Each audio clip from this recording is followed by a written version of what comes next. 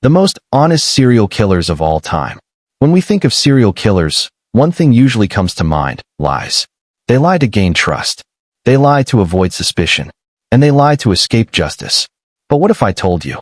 Some of the most terrifying serial killers in history were brutally honest.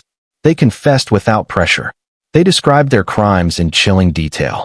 And in some cases, they practically turned themselves in. Tonight, we're looking at the most honest serial killers of all time and why their honesty might be the most disturbing part of their story. 1. Edmund Kemper. Edmund Kemper didn't just confess. He explained. In the early 1970s, Kemper murdered 8 people, including 6 young college women and his own mother. What makes Kemper stand out isn't just the brutality. It's what happened after. In April 1973, after killing his mother and her friend, Kemper calmly called the police. He told them exactly what he had done. They didn't believe him at first, so he waited. When he was finally arrested, he gave full, detailed confessions. Not vague statements. Not half-truths. He described the crimes step by step. The motives. The thoughts in his head. The emotional triggers. He even helped investigators understand patterns in serial crimes. Psychologists were stunned. Kemper spoke with chilling clarity about his compulsion to kill. He admitted he knew it was wrong.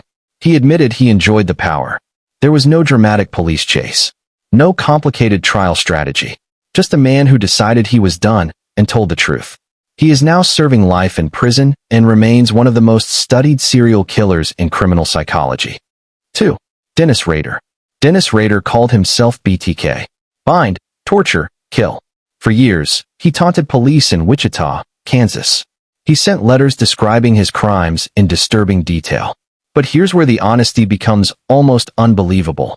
After decades of silence, Rader resurfaced in 2004, sending more letters to the media.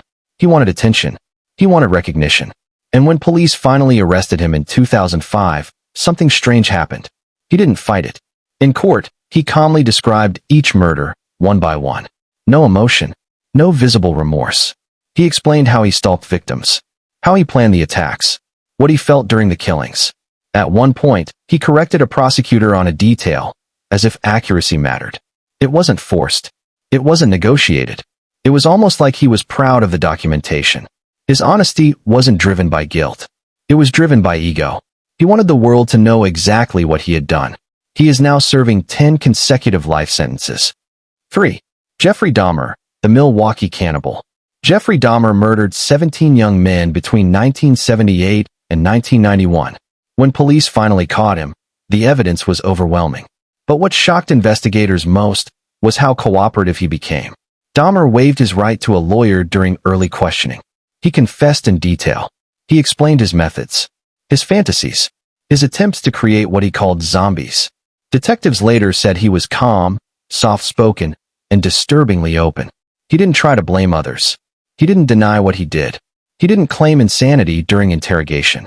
He admitted everything. But here's the unsettling part. Dahmer said he wanted the killing to stop. He claimed he knew he couldn't control his urges anymore, and in a twisted way, being caught was a relief. Unlike killers who maintain innocence for decades, Dahmer fully accepted responsibility in court. He was sentenced to 15 life terms and was later killed in prison in 1994. On this channel, we uncover the darkest cases, the hidden clues, and the chilling details most people miss.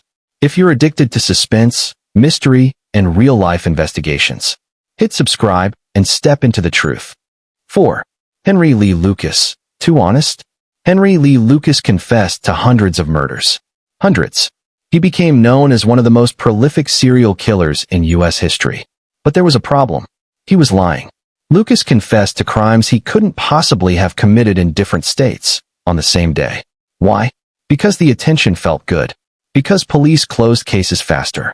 Because his honesty made him powerful. In his case, honesty became manipulation.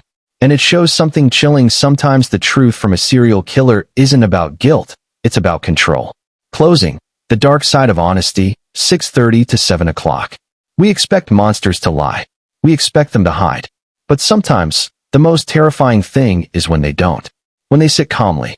When they speak clearly. When they describe horror without emotion. Because honesty doesn't mean remorse. Sometimes, it means they finally got the audience they wanted. And that might be the darkest truth of all.